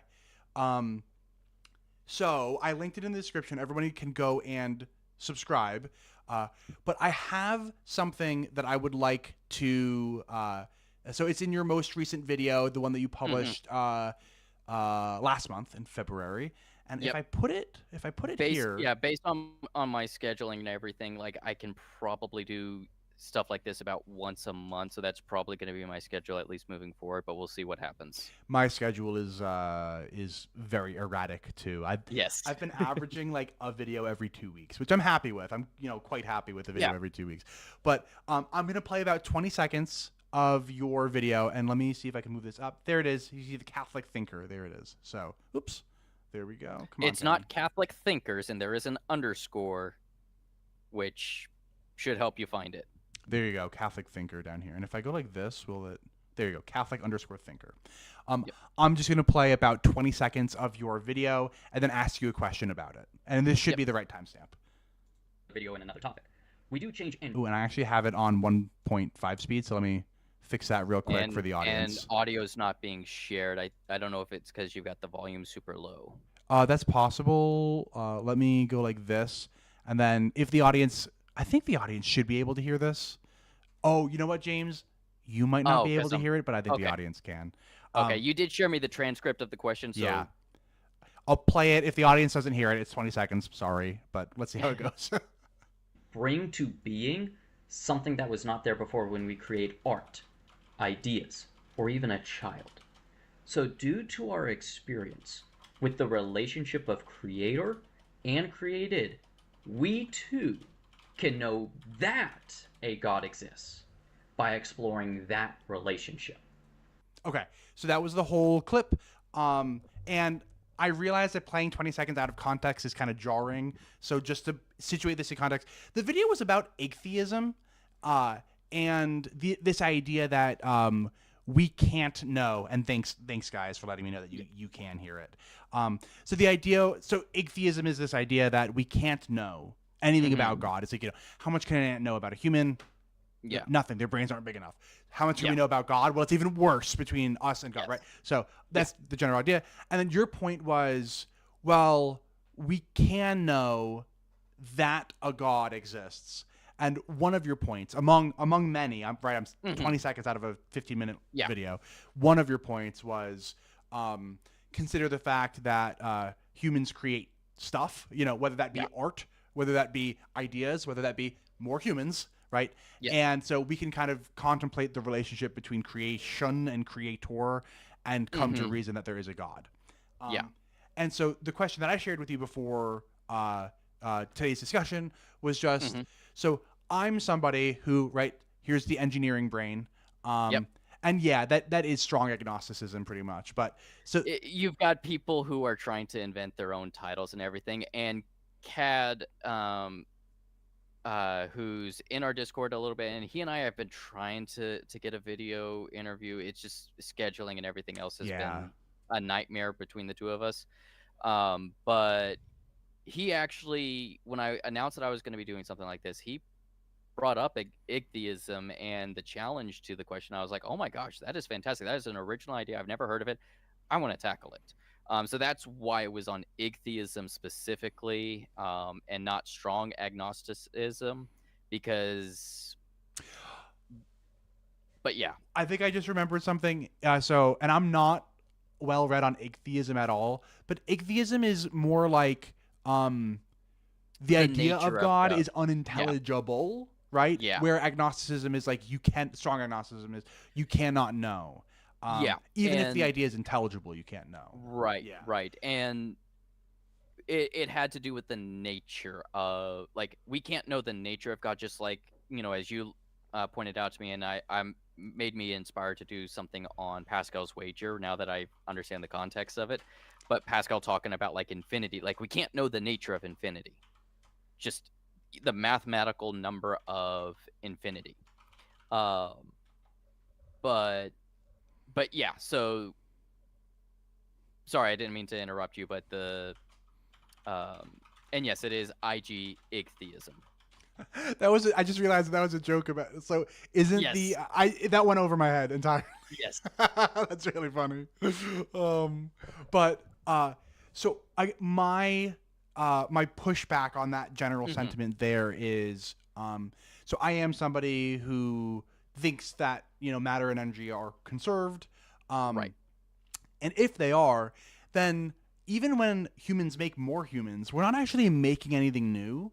We're just Hmm. rearranging matter and energy that already exists Yeah. into the form of a new human, right? Which Yeah. is crazy and cool and stuff. But Yes. I don't know that that's creation per se. Yes. Yeah, go ahead. So, I know, and again, like, and this is why, like, at the beginning of the video, I talked about like whether you agree with his conclusions or not. Like Aquinas is definitely you have to admit that Aquinas is an extremely intelligent individual, because he does address that concern before it even existed. The critique at his time was that creation from nothing is nonsensical. Like we didn't have this idea of the conservation of energy and matter, but there was still this idea that like you can't create something from nothing. There has to be something there to be created. And Aquinas agrees, which might sound shocking when you hear about like the church teaching about creation ex nihilo, the creation from nothing. But he points out that the creation isn't from nothing per se, because the creation is coming from God himself. So there's still a something being created. Now, I understand the critique of the whole, well, my matter always existed in some form. The matter that makes up me always existed in some form. But to me, it's almost a fallacy of composition, if I'm remembering the proper fallacy correctly, where you equate that the whole to be the same as the parts. So, and it's funny, like people will pick and choose how they want to critique different ideas of Catholicism, because like when in defense or in arguments against abortion, people will say, well, is your finger you? You know, pointing out that your parts aren't you. But when I try to say, hey, you know, my parents created me, myself. Sure, they might have taken pre-existing material and matter and all of this, but I, James Catholic thinker, did not exist until those parts came together. And as we know in science, like the atom that formed me at the very beginning isn't within me now. So clearly there's something, because like, dead skin cells and everything else. So like my parts are constantly changing. So there's something to me that's more than my parts. And because of that, and this kind of gets into the cogito ergo sum, I think therefore I am. This isn't me trying to argue for, at this point in time, for some kind of like soul or spiritualism or Just metaphysical realm. Persistence over time. Yeah. Yeah. So even if my parts have always existed, the me that those parts formed didn't. And that is still a form of creation, even if it's not this, like a parent making a child is not the same type of creation as me coming up with a brand new idea. Those are two different types of creation. I think we can agree on that. But they're still analogous or similar enough to a way where it's like I can say Kevin is a beast when it comes to breaking apart Eucharistic miracles. Well, is he an animal or any of that stuff literally? No, but he has traits that are analogous to that. And so when we talk about the creation of God for everything else, it's similar enough in the same way that like creating an idea is similar enough to the creation of a new child, is my perspective on it. And I do want to admit and acknowledge, because I know I told you, hey, like that, yeah, that last paragraph definitely probably should have used another thing, because literally I was going through and I was just saying the script in my head, and then I had a whole different conclusion for that video. Then I had a eureka moment about that connection thing, and I was like, oh, that's the answer. That's how we can know the answer to that question. And literally that night I went in, sat down, recorded it with that new update to that paragraph, when I probably should have given it a day or two to get better verbiage on it. But it was just I literally had the eureka moment where I jumped out of the bathtub and ran. In your defense, I think that the context was about like making a film, like a movie. Mhm. But there was something along the lines of like a project is never completed; it is simply abandoned. And I do the same thing with my videos too, because like, you do all this research, you're like, oh man, I could talk about this, I could talk about this, I could talk about that. Eventually you just need to abandon the project, say, no, I'm done. I'm releasing whatever I have. So in your defense too, like, when you were thinking like, oh man, I could have done this, that, or the other. Yeah. Anybody could do anything. Projects aren't completed. They're just abandoned. So Yes. I'm with you there. There's no need for us to get sucked into this big rabbit hole of the ship of Theseus and persistence over time and all that stuff. And you might anticipate this already, but I actually don't think that there is anything that persists over time. And so like, I don't think that there's like any ontological existence that like, adhered to the single-celled organism that you were, right, in the first moments of your life. And I don't think that essence still exists today. It's that, for all intents and purposes, I think that you are a different being today than you were, now I say for all intents and purposes, because like it's silly to compare kind of, but. Right. And that gets into a distinction that Aquinas was very careful to make as well, that I also agree with, that there is a difference between being and person. So to use his terminology, yes, Kevin, you are absolutely right. The being that I am, if we're being like super, super, super specific, as far as like, if we want to ignore the idea of like Homo sapien, human being, things like that, but just like single-celled organism, multi-celled organism, going across like that. Yes, you're absolutely correct. The being I am today is different than the being that I was at the moment of conception. But I'm still the same person. Like the you of yesterday is a different being, but it's still the same Kevin. And that Kevin didn't exist until a certain moment in time. Now, that isn't to say that the Kevin will continue to exist after the ship of Theseus is no longer rebuilt. I'm not trying to make that argument about the eternality of the soul or the eternality of the person or anything else like that. But my point is just like, if we can agree that there's some form of creation, for me, I use children as an example, but there are others as well, of like creating an idea, creating art, or anything like that. We can agree that whatever, like, there was that combination didn't exist at first, and now it does. That's still a creation, in my perspective. There's a Heraclitus quote. Heraclitus. Yeah. Well, Heraclitus is the English way to pronounce it, right? And Okay. in the America, it's Heraclitus or something, Okay. right? Doesn't matter. There's a Heraclitus quote. Something. It's so I had to get it right. I googled it, but it's a man cannot step into the same river twice because it is not the same river, and he is not the same man. And yeah. I actually think that's quite right, like in quite a literal sense. Yeah. And particularly because I don't believe in this kind of like ontological overlayment of this, like, I don't think there's this extra thing that exists that is undetectable, that is called personhood, that sits on top of the matter that composes me today, and it's the same as it was yesterday. Like, I just don't think that that's like how it be,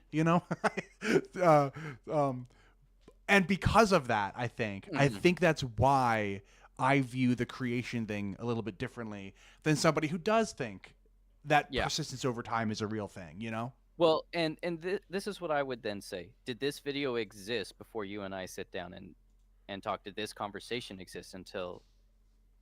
Yeah, no. So even if there isn't that persistency over time, there's still an act of creation that's occurring between you and I.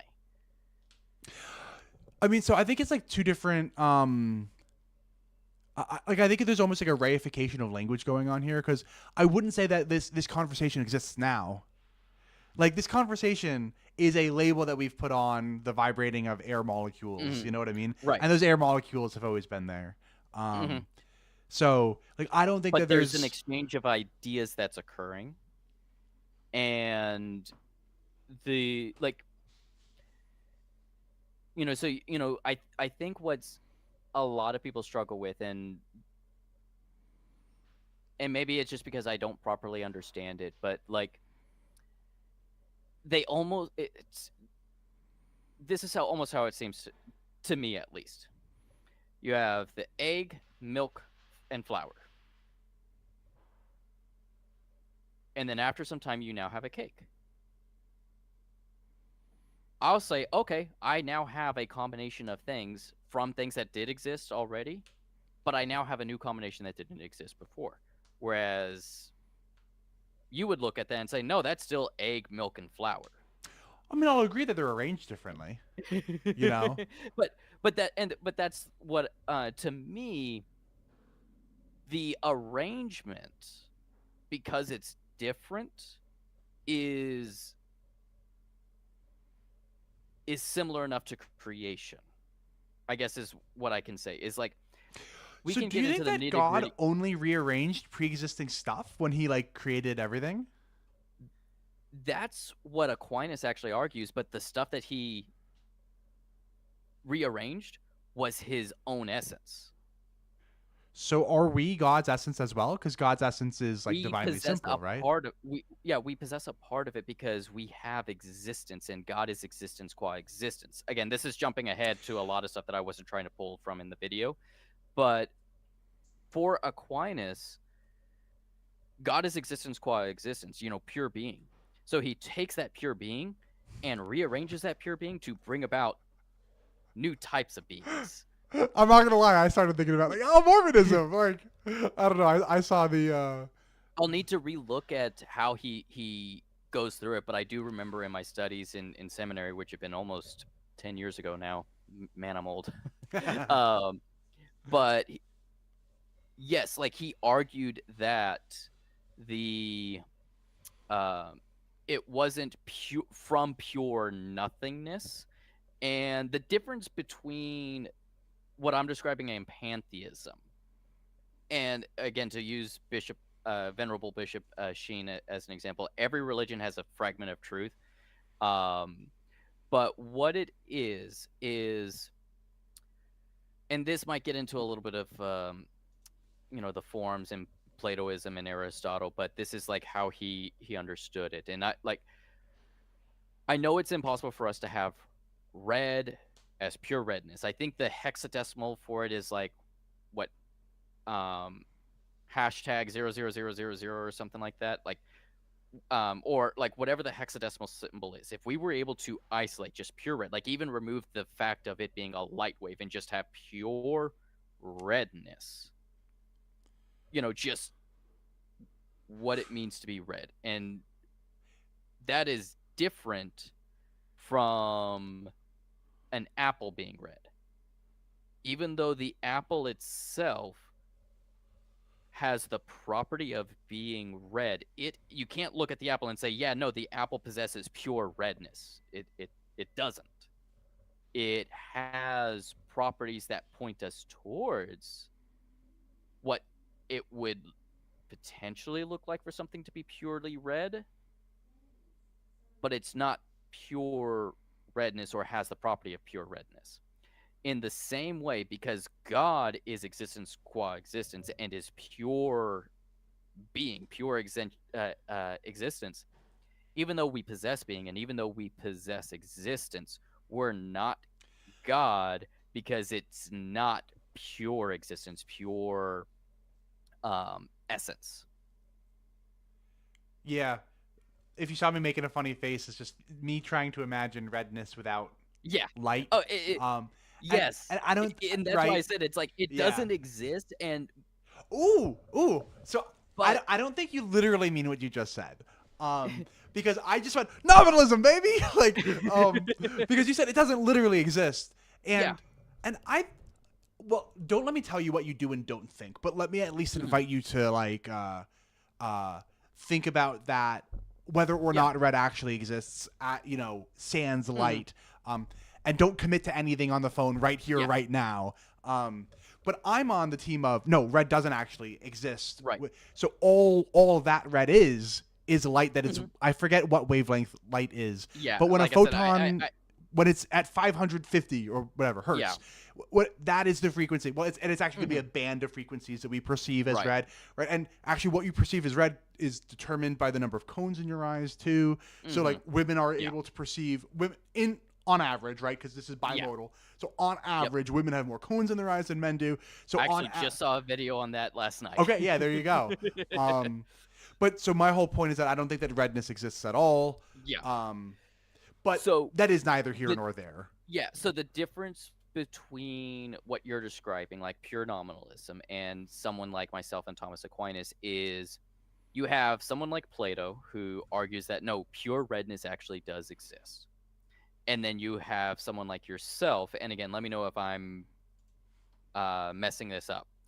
Where it's pure redness doesn't exist and is just a title we give to something that doesn't really exist, but just to help us make common language convenient. Is that accurate? Or so like the spectrum is like the Platonists who think that it exists up in Plato's realm, the nominalists who say it doesn't exist at all, and then the moderate realists are in the middle where they say it exists, it's not in Plato's realm, but it exists, it inheres in the individuals. Sort of. And maybe I'm just rephrasing exactly what you just said, but like for Aquinas, redness exists as a category.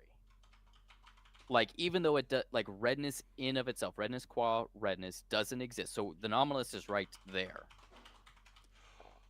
But it's not meaningless but it's not meaningless like the nominalists would claim. Where we see things and recognize the similarity, And so the category itself is real. Like, as an example, we can agree that numbers aren't real. I know you and I had this conversation, and I think that was a point that you and I both agreed on. Numbers aren't real. But would you agree that the distinction of odd and even numbers are real? Like the category of So odd and even. no, right? Because if I don't think that any numbers are real, then like I can't say that there is some real distinction between odd and even numbers. It's like, is non-existence different than non-existence? No. So, well, that's kind of like there's a difference between unicorns and dwarves. Both don't exist, but there is a difference. So, just because something doesn't exist doesn't mean that there isn't a distinction or a difference. So there is something that is different between a number that is divisible by 2 and something that is not divisible by 2. So this is where I'm gonna have to get like really like annoyingly pedantic. Strictly speaking, I do think that there is no difference between dwarves and unicorns. Strictly speaking. Okay. But if by dwarf what we really mean is something like a concept of, then sure, these two concepts are going to be different, right? Because this concept of the horse with the horn is different than a concept of a short, whatever. And that's what I was trying to get at. Right. Is the difference, like, there is a distinction, and that distinction is real, even if the things that are being separated aren't. And that's kind of the realm of realism that, like, the color red as a category exists in. Is the distinction itself does exist, and that category itself is a real category, but it's not and I might be missaying it, but like the moderate realism, but where it's like it's not real in the sense of like separate from the mind, I think is the phrase that a lot of people like to use. So moderate realists do think that universals exist separate from the mind. They just don't think that they exist in Plato's realm. They think that they exist within particulars as universals. Hang on, it says there is sorry. which holds that there is no realm in which universals exist. Yeah, because they inhere in the concreta themselves. So yeah, the universe. So this is there is no realm in which the universals exist, nor because it says unlike Platonic realism, which says there is a realm which universals exist, nor do they really exist within the particulars as universals. So like redness, like as you were pointing out, like red doesn't exist. Like the red of the apple is not the same red as the shirt I'm wearing, or even of another apple. Yeah, no, you are right. And Dr. Jim Madden has made a point to say that he thinks that the moderate realists and the nominalists are way closer than either of them are happy to admit. Yes, and he might be right. Yeah, you both might be right. That's what I'm trying to get at here is like, I know people love to be very nitpicky, especially when a Catholic who is like, oh man, Thomas Aquinas is great, comes along and says different things and starts using words like substance. I remember when I, out of habit, was talking about like the substance or essence, and I had made very clear at the beginning that like when I say substance and essence, I mean what you, Kevin, mean by definitions. And then you had asked me, hey, do you mind if we just switch to definitions? And I don't know if you saw, but like my argument and my position was unchanged by switching over to it, because it's a lot closer than what people would like to think. Absolutely. Because there's been that tension for so long. Yeah, I agree. And I do think that so much of so many disagreements in religion and philosophy come down to language, I think. I'll do you one better. Especially in modern times, it's because no one knows how logic actually works. Or I'm sorry, I shouldn't say no one. Very few, like, because we, especially here in America, we don't teach logic in the grade school system, or even philosophy as a grade school system. We teach the hard sciences, and don't get me wrong, that's beautiful, and it's great that we teach the hard sciences. But do you know how many people just memorize the math problems to pass the STAR tests? And that goes back to that surface level conversation I was talking about. They have the surface level of mathematics, but they don't know why mathematics works the way that it does. And mathematics is about as symbolic logic as you can get without actually getting into symbolic logic. I had a conversation with someone who, that individual that I said told you about before our conversation today. He also made a comment because I pointed out to someone that, hey, what you're doing is a circular argument. And he goes, oh man, that must be your favorite because you do that all the time. And I was like, when do I do that? Because he had mentioned Reddit, and I was like, when do I do circular arguments?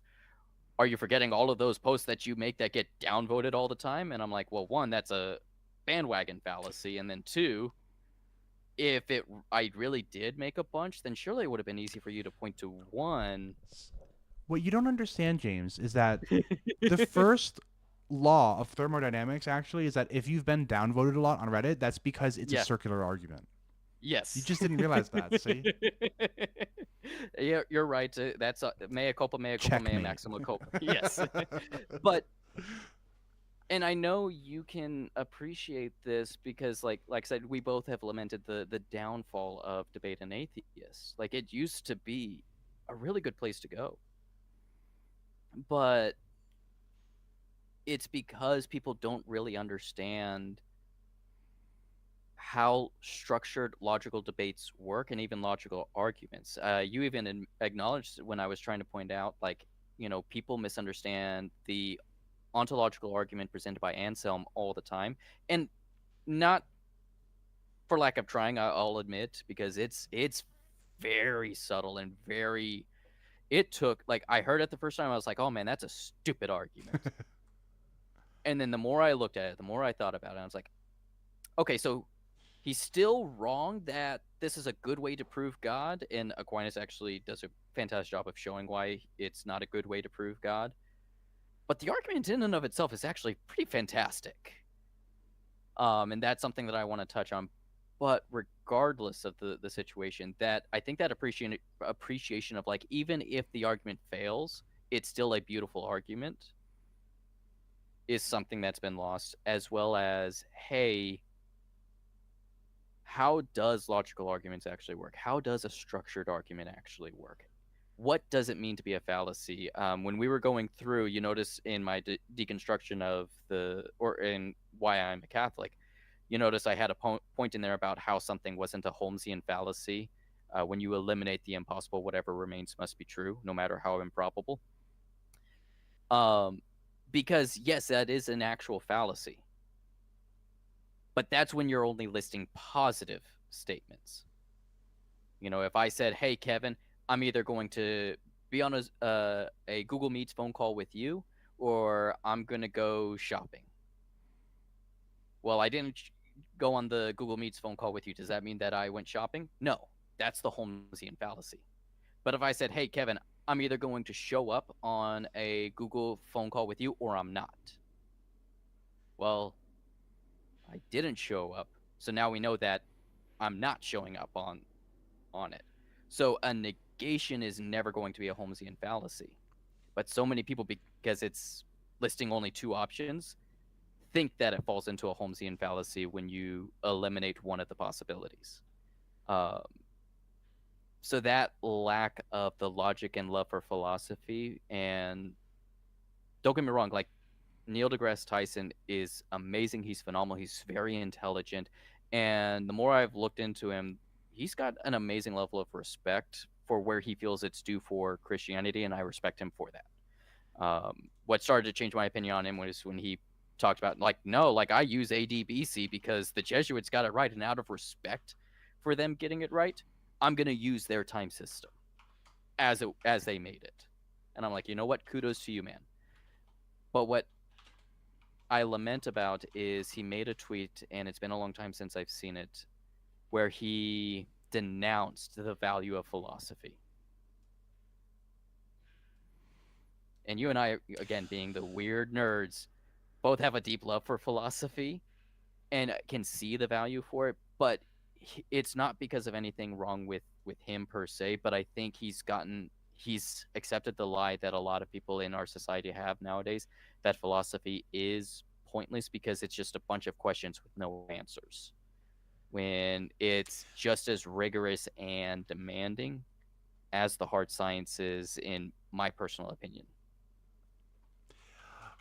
Yeah, I mean, I will say that I understand, I think, what people like Neil deGrasse Tyson are saying when they express their frustrations with philosophy. I Yeah. think particularly what they're talking about, like, I don't think what they're talking about for the most part is like analytic philosophy.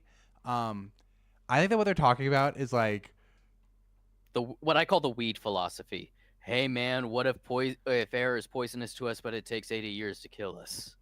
that stuff. But I think also just all the pre-analytical philosophy. Like, I hate to sound like too much of a like critic of, like, Aquinas and stuff like that.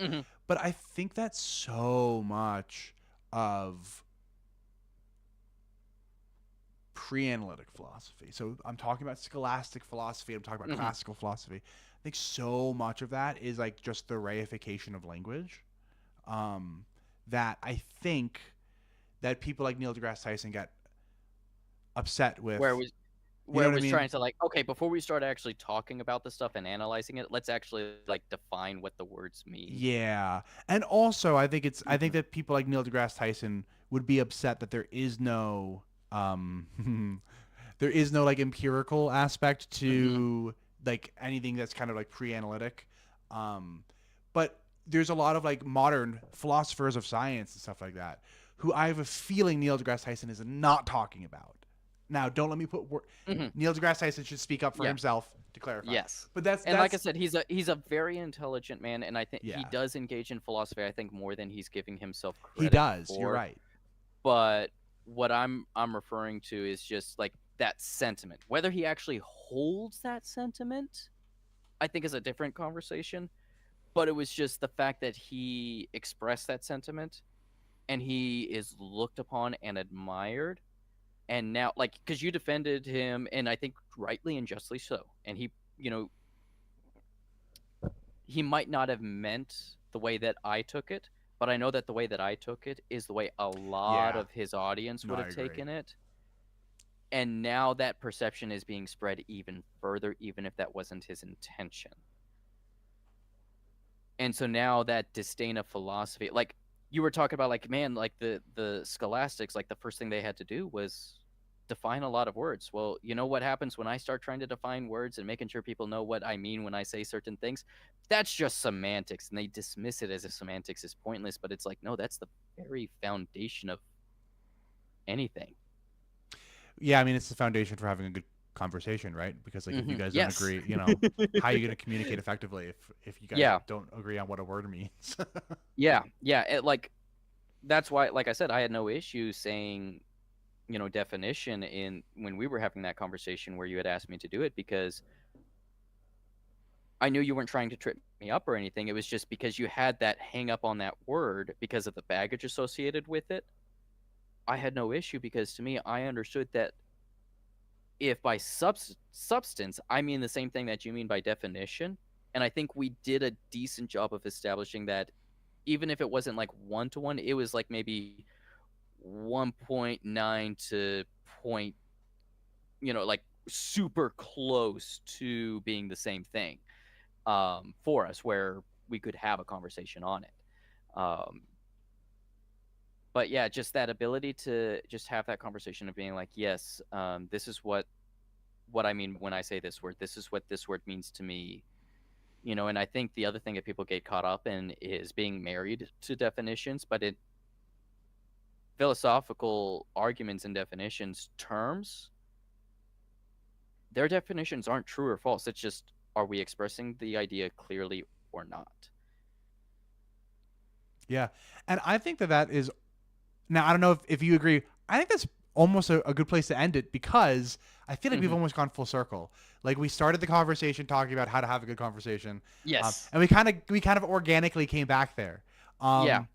But I do have one final question, and it's Absolutely. it's the forever question. It's just Hmm. well, and actually you have a somewhat new answer now, I think, than you did last. Wait, unless this is a sec. Doesn't matter. Where Hmm. can we find you if we want more James? So yeah, no, you can definitely find me on the YouTube channel you've got posted on there. I try to respond to the comments as much as I possibly can. The different subreddits, tend to stay on top of those pretty frequently. But if you really, really want to talk to me one on one, and you know, interact with me, I try to keep. I don't like advertising like my Discord handle directly, but you can find me in the Discord group that I'm in, and as long as I know you're like a part of that Discord group, I'm more than happy to have a direct one-on-one. Even if you just join in, find my username, send me a direct message, and then leave, that's fine. Like, I've got no issue with that. Direct message me on Reddit. Like, I'm not opposed to direct messages. But yeah, you can find me on YouTube under Catholic_thinker, and then everywhere else, it's just a fan of Z. Is where you can find me on Reddit. Awesome. James, thanks so much for another fantastic Hmm. conversation. Uh, this was number 5 out of how many? At least 500. So we've got a lot of work ahead of us. I Uh, mean, we did. I was looking at it coming up in. I think it was August was our very first episode together. that's So pretty we good. So we've been averaging like one every other month. Yeah, It's so pretty we good. need to definitely do something for our 1 year anniversary for the conversation. Yeah, that's not too far away, I guess. Yeah. Cool, cool. All right, man. Well, hey, let's talk before August even. Yes. But definitely by August so that we can celebrate our 1 year anniversary. All right, man. Absolutely. Thanks so much for coming on the show. It's been a Hmm. blast. Thanks everyone for the audience participation, and we will catch Yep. you next time.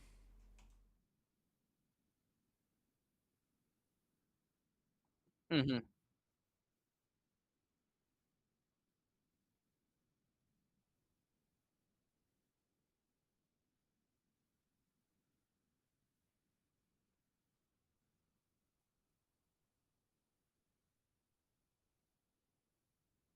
Yep.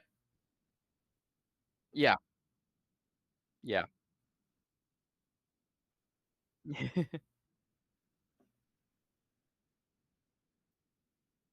Hmm.